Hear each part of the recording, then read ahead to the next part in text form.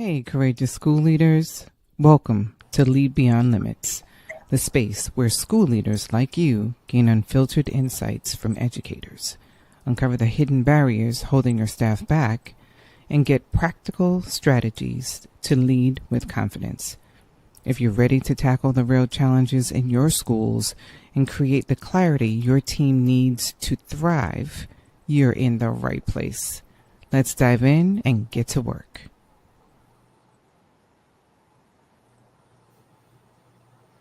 Hey, courageous leaders, Dr. Demia here. Happy Monday. I am super psyched because today is the last part of the 5-part series of Spark, which is Keep Score, right? So before we get into that, I want to share a little something with you. So this picture, keep in mind this picture, that's me. I think it was my second year as a principal, maybe even my third. So when I was a principal at a large elementary school in Baltimore, it was a school on the persistently dangerous list as well. I struggled to get staff to understand student data. Not only to understand it, but to use it.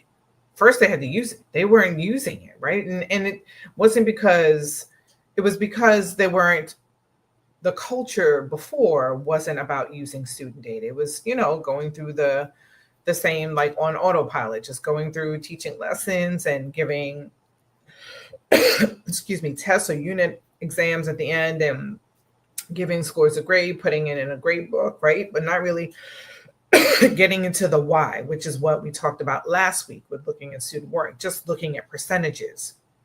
And so they were scared. Not that they didn't want to do it, because every teacher there really wanted to do right by children, right? And so they were just scared. They just didn't know how to do it. So anytime I talked about it, they wouldn't use it. And so every conversation about growth ended up placing blame. The adults started blaming students for their behaviors, their families, the tests, the environment, anything but the instruction. Again, all based on fear. So finally, I decided to make the data unavoidable. I bought this wall here. That board wasn't there when I came to the school. I purchased the board and had it installed. This is the main office here. So I had this huge wall installed on a blank wall, right? I finally decided to make the data unavoidable. I put this huge bulletin board up in the main lobby right outside the office. And what you are looking at is the entire testing grades and where they are representative to their grades. So we had 5th grade over here, 4th grade, 3rd grade, 2nd grade, 1st grade, right? So you can see now, naturally, the state testing was 3rd grade, which is this column, the last 3 columns, right? The first 2 columns were the 1st and 2nd grade national assessments. So the purple cards were students who are proficient or advanced, sorry.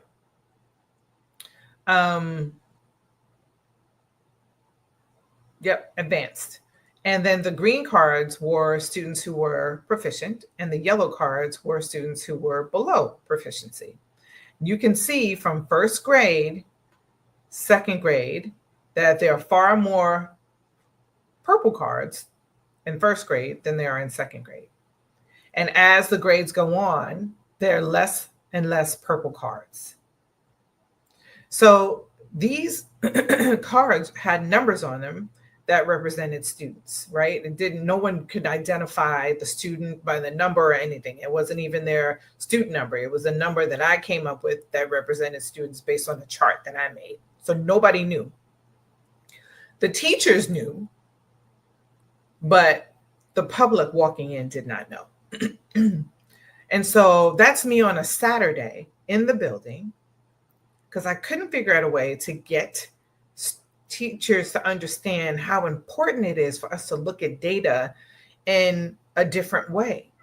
So I put up this huge board by grade, and yes, the teachers' names were posted. Those little white cards that you see are teachers' names. Student names are not there, but teachers' names are. You know why? Because this data is public information. You can pull it up on any site, you can pull it up on the state website and see the data. It is public funds that pay public school teachers. This information is public knowledge. So, needless to say, as people walked in the building that Monday, there was a, what is this board? They can pretty much see what it is because I have the assessment names up here and the the actual key and information in the center, so people could see the colors and realize what they meant. Well, needless to say, something changed in the staff. Suddenly, teachers want to talk about the data, which is great. They couldn't walk past the board without seeing themselves in the story. And once the data was public, the conversation shifted. That is the essence of this final move in Spark. Keep score, share the story. Because data, any data that stays hidden, it's easy to ignore because you don't see it. But when you publish the scores and attach a story, you create urgency, accountability, and even trust. Okay? So that said, and I go deeper into this story about what led me to this and the work that happened after this in my book, Decisions by Fire. Excuse me, I need something to drink. So welcome to Lead Beyond Limits. I am Dr. Demia, and all month we have been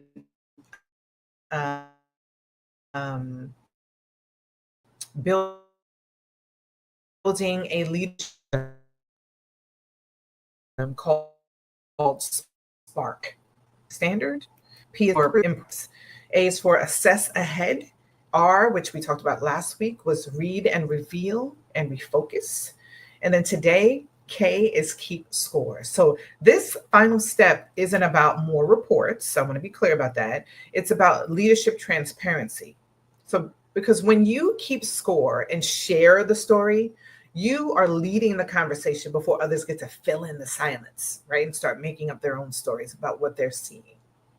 So here's what I saw as the principal of HHES, where before the bulletin board, teachers didn't believe, I don't know if they didn't believe that data mattered. I believe that they were afraid of it, all of the conversations that we had, right? So because they feared digging deeper into the data, they ignored it. Conversations circled around the problems that we had as a school with our students, never the solutions. We had some staff, but the majority of staff were really focused on the problems, right? So it required shifting that lens as well. And then the benchmarks gave us numbers, but no one wanted to own the story. When I would have conversations around the data in classrooms, a lot of teachers didn't want to own that story, the part that they played in in the data that we were seeing, right?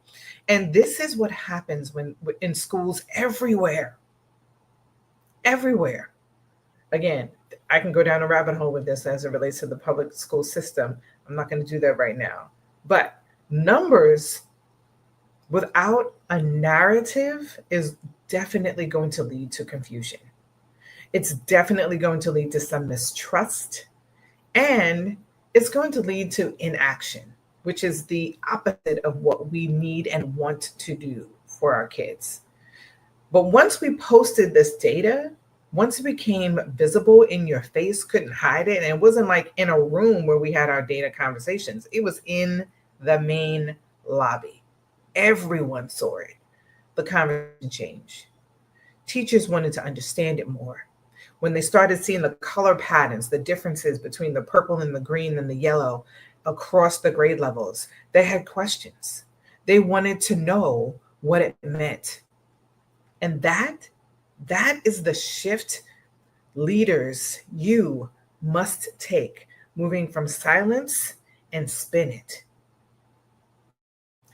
You have to spin it to the score and a story. What is the score that you're seeing? What's the story behind that score?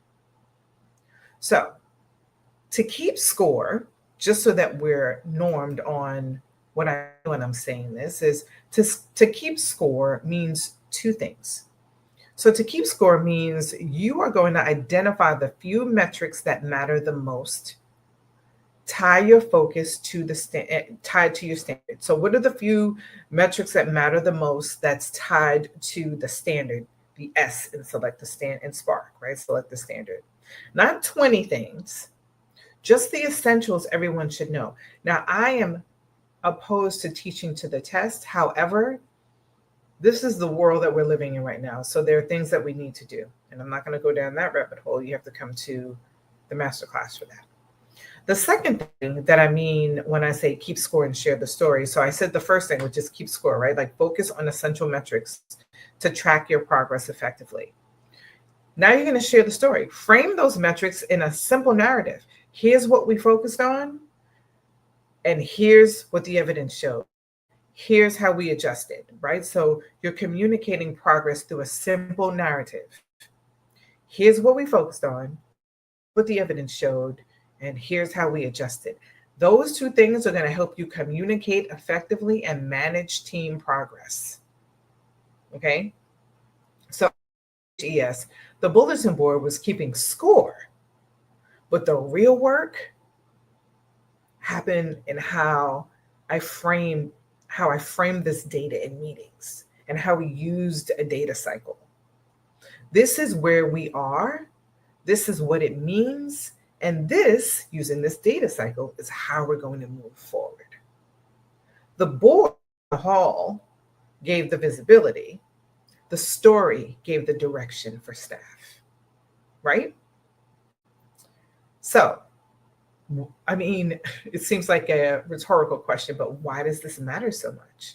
It matters because for staff, it helps create urgency and consistency. When they know what's being measured and how it's being talked about, they can align their work. All teachers just want to know.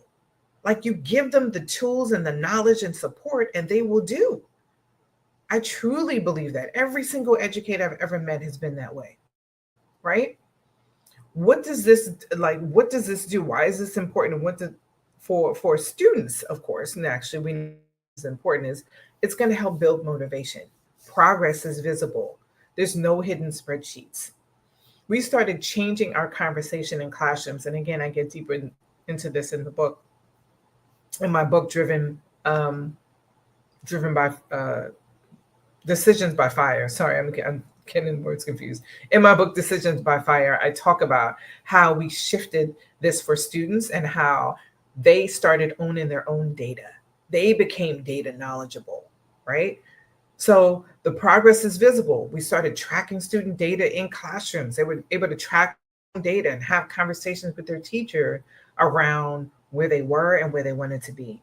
So it helps to build motivation. Families and communities, right, your school board and everybody else, it builds credibility.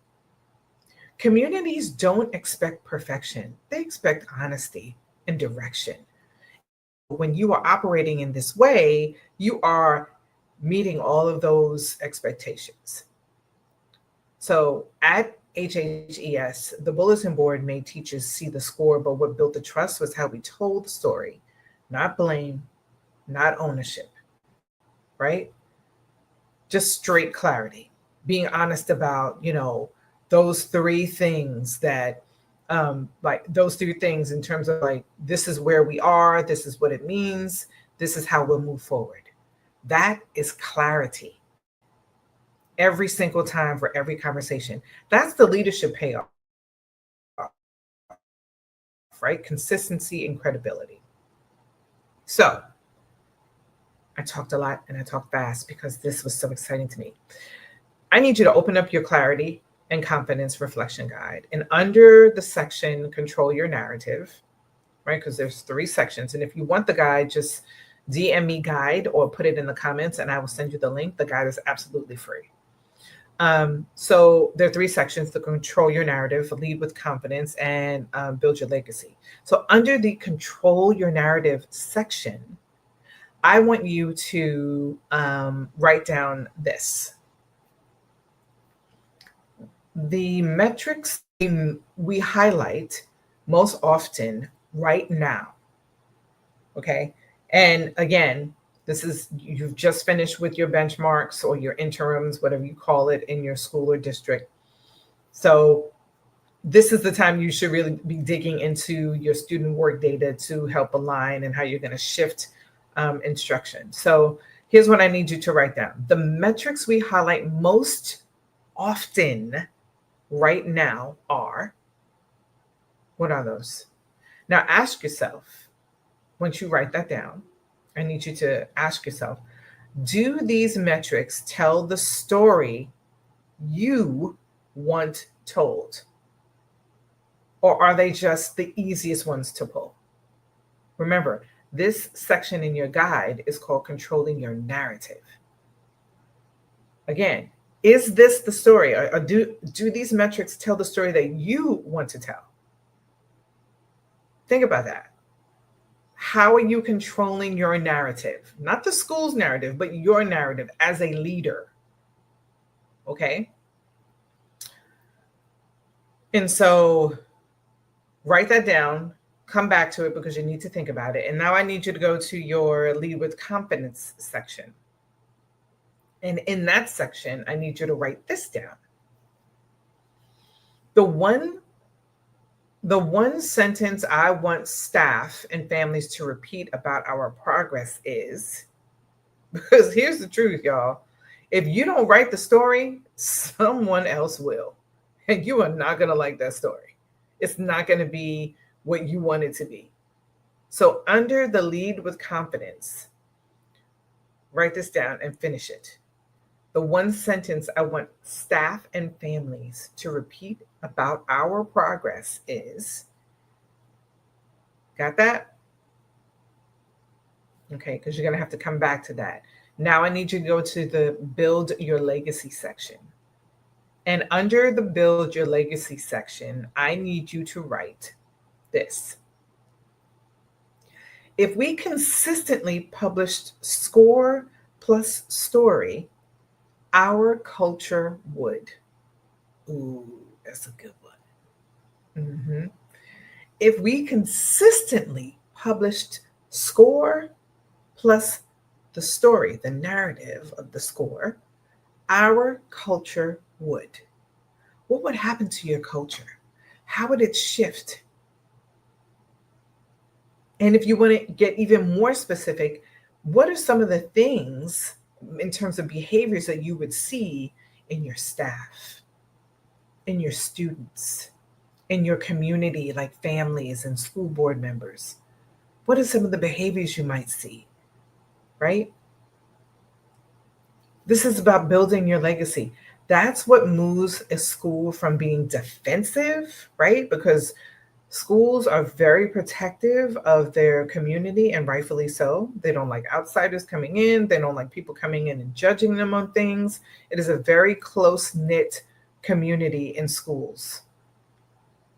But how we can shift that, we can move from defensiveness to accountability when we are constantly using the data to tell a story, not just the percentages, but to tell a story and sharing that data because it is public knowledge. That's how you build leadership legacy that will outlive your tenure. When you've developed a culture in your building that sustains beyond your time there. Okay, so I want to put a pin there and I want to lift up something, the risk of silence. Let's talk about how not sharing your data and the story around it, the risk that's involved with this silence that exists that no one wants to talk about. So here's the risk of avoiding this move of keeping score and making it public. Staff will fill in the silence with assumptions. Your families will fill in the silence with rumors, untruths, overhearing things as they walk down the hallway and then embellishing it, and maybe not on purpose, but the telephone activity where you make one statement, by the time it goes around the room the statement is changed, right? Students will start to fill the silence with doubt. All things that can, the culture vultures, the assumptions, the rumors, the doubt, all culture vultures. The silence creates the mistrust, right? And so when you keep score and share the story, you start to anchor the narrative in truth. And truth builds trust, right? So you have this combination of building this trust and this clarity around, these three things that you're asking yourself when you are working with data, which is, um, this is where we are, this is what it means, and this is how we'll move forward. That is going to provide the clarity. Okay? I said a mouthful. I hope it was helpful. Drop something in the comments. Let me know if this was helpful in any way. If it, sparks your thinking, pun intended, sparks your thinking in a different direction. And I'd love to continue the conversation. So this will bring us to the end of Spark, which is select and set, prove precision, assess ahead, read and reveal, and then keep score and share the story. This is the last part to this 5-part cadence. So you've only seen the what and the why throughout these series, right? We've talked about the what, the why, and even the when. In October, I will show you the how. We'll get into the nitty-gritty, 90 minutes, how to turn these 5 moves into a clarity plan that you and your team can follow.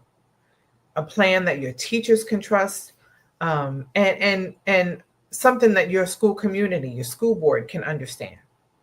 So registration is going to open, today's the 30th. Registration opens tomorrow, actually. Subscribers, they get access to free registration up until October 12th. The class is October 25th. Everybody else will pay $47. So if you want to come to the class and you're not on my email list, you're paying $47. If you want to come to the class and you are on my email list, it is free to register until October 12th. So if you want in for free, subscribe now. I'll share the link in the comments, right? Only subscribers will receive the free registration link. Yeah, that's it. So let's just recap what we talked about today. So today we talked about keeping score. And what that means is highlighting a few key metrics, right? And then sharing the story. Like that means, framing them in a clear, repeatable narrative. So everyone is one band, one sound. And why is this important? Well, we know it's important because silence creates mistrust. But transparency helps build trust. So again, if you want your 30-day clarity plan built on Spark, DM me the word Spark, and I'll send you details for the Leader Lift review, your fast track to alignment, confidence, and traction. So when I posted the bulletin board at HHES, the culture changed overnight. Not because numbers were new, but because the story became visible. That's what I was missing in that first year when I couldn't get people to understand. It wasn't visible for them, right? That was the spark. That's what Spark is all about. That was the spark I needed to get it happening. And that is what Spark is all about. Shifting from uncertainty or some noise to clarity, and from reaction to a rhythm, building a cadence, which is going to shift your culture. So Until next time, I need you to stay bold, stay clear, and keep leading beyond limits. Have a great evening.